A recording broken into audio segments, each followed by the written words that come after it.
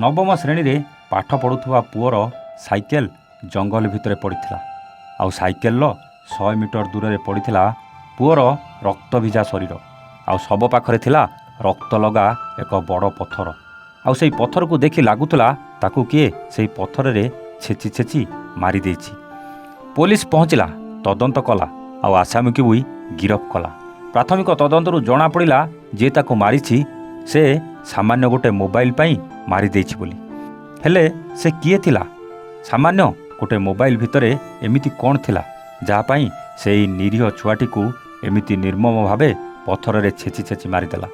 ପୁରା ଘଟଣା ଜାଣିବା ପାଇଁ ଆସନ୍ତୁ ଆରମ୍ଭ କରିବା ଆଜିର ଏ ଭୟଙ୍କର କାହାଣୀ, ଯାହାକୁ ଶୁଣିଲେ ଆପଣ ଆପଣଙ୍କ ପିଲାଙ୍କୁ ମୋବାଇଲ ଦେବାକୁ ନିଶ୍ଚିତ ଡରିବେ। ହ୍ୟାଲୋ, ହାଏ, ନମସ୍କାର। ଷ୍ଟୋରି ୱିଥ୍ ପ୍ରତାପର ଆଉ ଏକ ନୂଆ କାହାଣୀକୁ ଆପଣଙ୍କୁ ସ୍ୱାଗତ। ସେଦିନ ଥିଲା ରବିବାର, ସ୍କୁଲ ବି ଛୁଟି ଥିଲା। ବରଗଡ଼ ଜିଲ୍ଲା ଭଟଲି ଥାନା ଅଞ୍ଚଳର ଦିବ୍ୟଲୋଚନ ପ୍ରଧାନଙ୍କ ନବମ ଶ୍ରେଣୀରେ ପଢ଼ୁଥିବା ପୁଅ ସମୀର ସାଙ୍ଗ ବିଶାଲ ସହିତ ସାଇକେଲ ଆଉ ମୋବାଇଲ ଧରି ଘରୁ ବାହାରି ଯାଇଥିଲା ବୁଲିବାକୁ। ସାଙ୍ଗ ସହିତ ଖେଳକୁଦ କରି ଘରକୁ ଫେରିବା ବଦଳରେ କୁଆଡ଼େ ନିଖୋଜ ହୋଇଯାଇଥିଲା। ସାଙ୍ଗ ବିଶାଲ ଘରକୁ ଫେରିସାରିଥିଲା, ହେଲେ ସମୀର ଘରକୁ ନ ଫେରିବା ଦେଖି ବ୍ୟସ୍ତ ହୋଇପଡ଼ିଥିଲେ ପରିବାର ଲୋକେ। ଅନେକ ଖୋଜାଖୋଜି କଲା ପରେ ମଧ୍ୟ ପୁଅକୁ କେଉଁଠି ପାଇନଥିଲେ। ଶେଷରେ ଥାନାରେ ଏତଲା ଦେଇଥିଲେ। ପୋଲିସ ଏତଲା ପାଉ ପାଉ ତଦନ୍ତ ଆରମ୍ଭ କରିଦେଇଥିଲା। ପୁଅ ତ ମିଳିଲା, ହେଲେ ସେ ପୁଅ ସବୁଦିନ ପାଇଁ ଆରପାରିକୁ ଚାଲିଯାଇଥିଲା।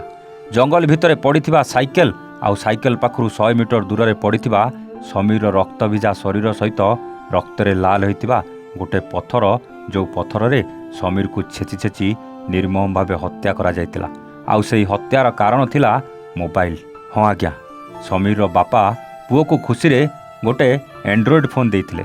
ଆଉ ପୁଅ ସେଇ ଫୋନ୍ରେ କିଛି ଗେମ୍ ଡାଉନଲୋଡ଼୍ କରି ସବୁବେଳେ ଖେଳେ, ଯାହାକୁ ଦେଖି ତା ସାଙ୍ଗ ବିଶାଲ ସହିପାରେନି।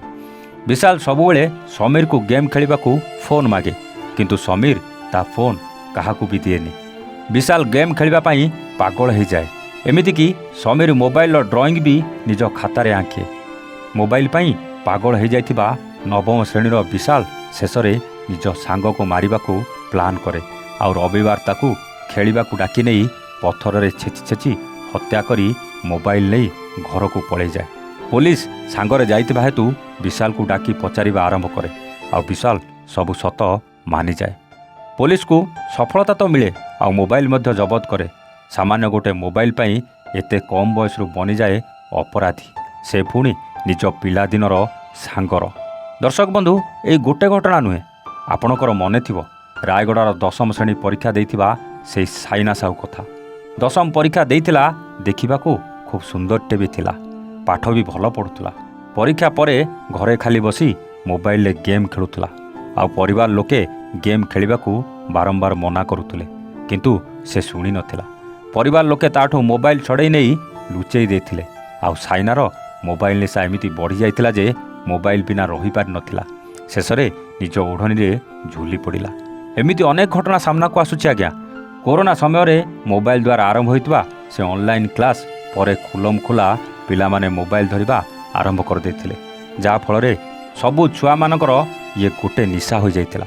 ଆଉ ଆଗ ଭଳି ଅନଲାଇନ୍ କ୍ଲାସ୍ ହେଉନି, ଏବେ ସ୍କୁଲ ଯାଉଛନ୍ତି ସତ, ହେଲେ ଘରକୁ ଫେରିଲେ ଆଗ ମୋବାଇଲ ଧରି ଗେମ୍ ଖେଳିବା, ସୋସିଆଲ ମିଡ଼ିଆରେ ଭିଡ଼ିଓ ଦେଖିବା ଯେମିତି ଗୋଟେ ନିଶା ପାଲଟି ଯାଇଛି। ଆଉ ମୋବାଇଲ ପାଇଁ ବାପା ମାଆଙ୍କ ସହିତ ଝଗଡ଼ା କରିବାକୁ ପଛାଉନାହାନ୍ତି ଏଇ ଛୋଟ ଛୋଟ ପିଲାମାନେ। ଆଗକୁ କିଛି କ୍ଷତି ହେବା ଆଗରୁ ସମସ୍ତେ ସତର୍କ ହେବାର ଆବଶ୍ୟକତା ଅଛି, ନହେଲେ ଏମିତି ସମୀର ଆଉ ସାଇନା ଭଳି ଅନେକ କୋମଳମତୀ ଶିଶୁଙ୍କ ଜୀବନ ଯାଇପାରେ, ନହେଲେ ବିଶାଳ ଭଳି ପିଲାମାନେ ନିଜ ଭବିଷ୍ୟତକୁ ଅନ୍ଧାର ଭିତରକୁ ଠେଲି ଦେଇପାରନ୍ତି। କ'ଣ ପିଲାମାନଙ୍କୁ ମୋବାଇଲ ଦେଇ ତାଙ୍କ ଜୀବନ ବିପଦରେ ପକାଇବା, ନା ତାଙ୍କ ଭବିଷ୍ୟତ ଅନ୍ଧାର କରିବା? ବିଚାର ଆପଣଙ୍କର। ସତରେ କ'ଣ ପିଲାମାନଙ୍କର ମୋବାଇଲର ଆବଶ୍ୟକତା ଅଛି? ସେମାନଙ୍କୁ ମୋବାଇଲ ନଦେଲେ କ'ଣ ଚଳିବନି? ତାଙ୍କ ଜିଦ୍ ଆଗ ନା ତାଙ୍କ ଭବିଷ୍ୟତ ଆଗ? ସେ କଥା ବି ବିଚାର ଆପଣଙ୍କର ଆଜ୍ଞା। କ'ଣ ମୁଁ ଭୁଲ କହିଲି ନା ଠିକ୍ କହିଲି? କମେଣ୍ଟ କରି ନିଶ୍ଚିତ ଜଣାଇବେ। ଆଜି ପାଇଁ ରହୁଛୁ, ଆମେ ପୁଣି ଆସିବୁ ଆଉ ଏକ ନୂଆ କାହାଣୀ ସହିତ ଷ୍ଟୋରି ୱିଥ୍ ପ୍ରତାପରେ। ସେତେବେଳେ ଯାଏ ନମସ୍ତେ, ଜୟ ଜଗନ୍ନାଥ।